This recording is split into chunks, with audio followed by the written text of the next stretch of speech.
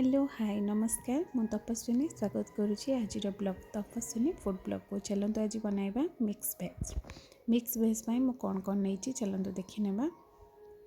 प्रथमे ग्रीन मटर नहीं तापर कोरिएंडर लीव्स तापर कॉलीफ्लावर जोटा कि हमर फूलकोबी beetroot tomato capsicum potato onion carrot beans एवं पनीर ये सब आजिकल बहुत भल मिल जाऊँ कहीं शीत दिन बहुत फ्रेश वेजिटेबल मिलूँ तो यार उपयोग निहाती भाव में करूँ। आजिकल तो सेमती फ्रेश किसी मिलूनी चलते एवं सब भल भाव में फ्राए करना। प्रथम कोबी सहित बीटरूट बीन्स सब पकई ताको भल भाव में फ्राए करना कहीं एगुड़ा टिके सीझापी टाइम लगी था। तो बीन्स गाजर बीटरूट कॉलीफ्लावर पोटैटो सब को टिके फ्राए कर नेले सीझे आ बेसी समय लगे खाइबार टेस्ट आसो। जदि आपण मैंने कम तेल मसला युक्त खाद्य खाऊँ ताहले इटा आपण निहाती भल लगे। थरे चेष्टा करी देखंतु मो शैली रे बनवाई भल लगिले लाइक शेयर कमेंट एवं सब्सक्राइब करने को भूलिबेनी। एबे मु वेजिटेबल को फ्राए करी काढ़ी देछि तापरे पनीर को फ्राए कली। पनीर को फ्राए करने सह मुझे सोया चंक्स को मध्य भिजे पानी रे रखी थी जोटा कि एबे से भल भाव में फुली सारी तो ताको स्क्विज करके भल भाव में चापिकी ताको नहीं जिबा जोटा कि हमें सोया चंक्स रे बहुत सारा प्रोटीन अच्छी जोटा छुआ मानक कि बहुत हेल्दी मो पु बहुत पसंद करे से ऐड कर। तो ये ओनियन और कैप्सिकम को मटर छुई सहित बा ग्रीन मटर जहाँ आप कहींपर भल भाव में ताको टिके फ्राए कर नवा तार मध्य टेस्ट आसीबो। मो सोया चंक्स को फ्राए करने भूली जाइए तो से टिके ऐड कर देके फ्राए करके तापर मुझे को काढ़ी नेबी।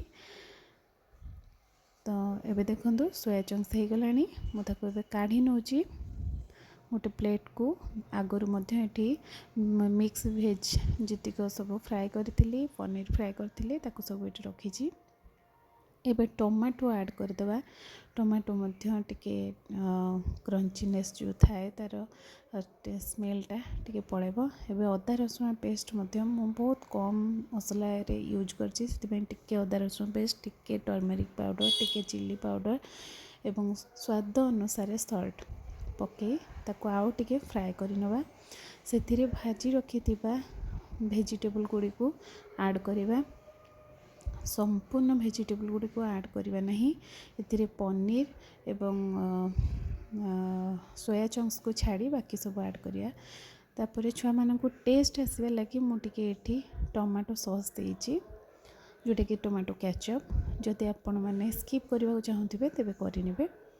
ये टिके पानी देली टिके परिबा आउ सीझा को बाकी अच्छे से मुझे पानी दे ताको कवर करनेली किछि समय पर पुणी ओपन करी देखिली देखंतु एबे वेजिटेबल गुड़ाक भल भाव में सीझी जाइछि।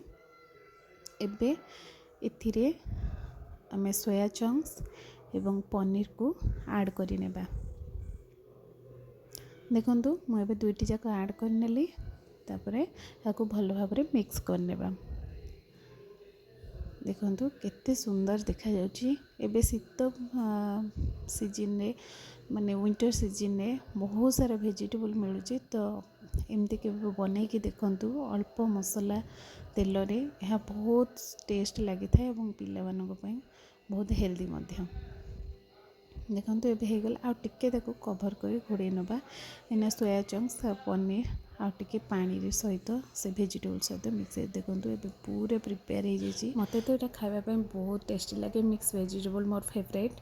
आपण मानकू एटा केमती लागुची निहाती कमेंट लाइक किंबा शेयर द्वारा जणाइबे। कमेंट रे जणाइले मु जदि किछि आधीरे आउ ऐड करबा दरकार बा किछि अधिका ऐड कर दै थाए ताले मु सेटा को सुधार नेबी। आ मु लास्ट धनिया पत्र पकेछि एबे देखंतु मोर रेडी। Thank you.